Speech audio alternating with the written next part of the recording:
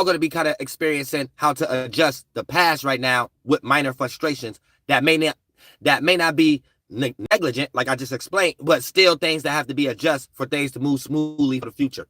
So it's us taking the memory, the people, places, and things, but not allowing the actual people, places, and things, just the circumstance itself, to align and adjust and craft the current circumstance that we are in, so the Mercury retrograde has support, basically.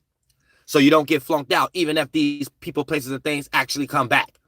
You actually have a hard, dry, earth element energy to draw the line, esoterically speaking, so the spirit can't cross those boundaries anymore and fuck up your life like they've been fucking up your life. For y'all to be separate, whether it's family, networking, business, or relationships that became X.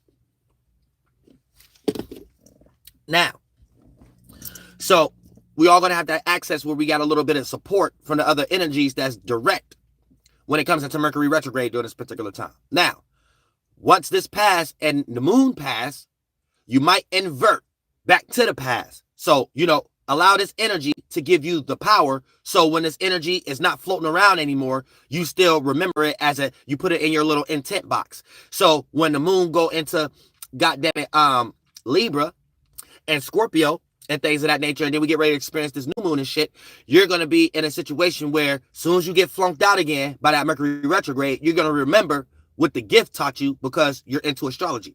So you're going to remember that, wait a minute, let me not let this flunk me out. I was supposed to use those tools that the grand earth trine was giving me in order to be emotionally stable, moon and Virgo, stick on my mission of transmuting and changing the way of gaining stability or security, Uranus and Taurus.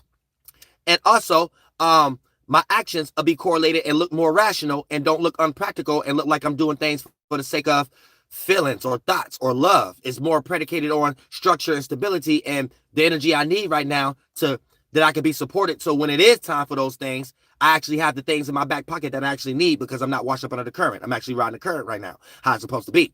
So for the most part, that's how the earth energy need to be utilized in some way. When it's giving you benefits, to understand that this is going to be a tool. So when the moon change and it's no longer a grand trine in the motherfucking sky, you don't get rocked to sleep by the energy starting to remind you how it looked before we had a grand trine. So it's back down to Mercury retrograde again, and you thinking you need some form of a memory, or the actual people, places, and things in the memory, or these things may pop back up even if you did a hard time trying to separate from these things and you need another way of doing it. So that's how it'll play out also during this particular time. So make sure you use this knowledge, not just what I'm telling you, for you to know this knowledge yourself.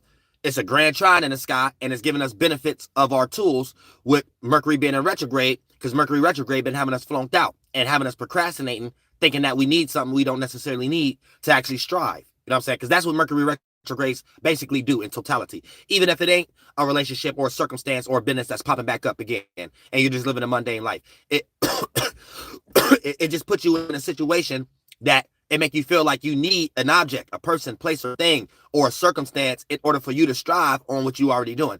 And Mercury retrograde, by putting you in that space, just by default, the memories that you start to develop is people, places, and things. But it just puts you in that energy itself. You don't actually have to formulate and agree with the terms and conditions of the actual people, places, and things that pop up. You just take that energy and understand what it is in some way. But that's basically what the energy is when it comes to Mercury retrograde.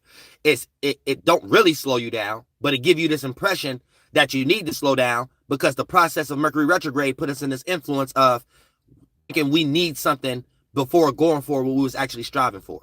So that's like a retrograde in a nutshell. You know what I'm saying? Now, so you don't technically gotta put yourself into a situation where you don't start nothing on Mercury retrogrades and all this motherfucker shit. But here's the thing. If you're a true occultist and things of that nature, it's wise to not start things on Mercury retrograde. So I'm saying it's wise to not, you know what I'm saying? And we can get into that whole little spiel also of wise, not to necessarily start things on Mercury retrogrades, which a lot of y'all probably already kind of got a little bit of a knowledge on that. But for the most part, here's the thing, right?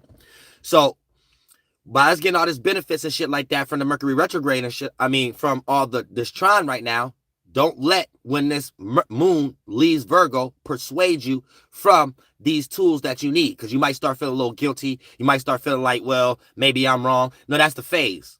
See, we're just going through phases. You got to be hard as a spirit to not get lost in these thoughts and feelings, these phases, these chakras. So you can be able to utilize these things and transmute these things. So when it is time for you to experience a thought and feeling, it's one that's more catered to you, not one you just participating in thinking that you're going to get the accumulation of something and just meet more demises and shit like that. So keep that in mind also.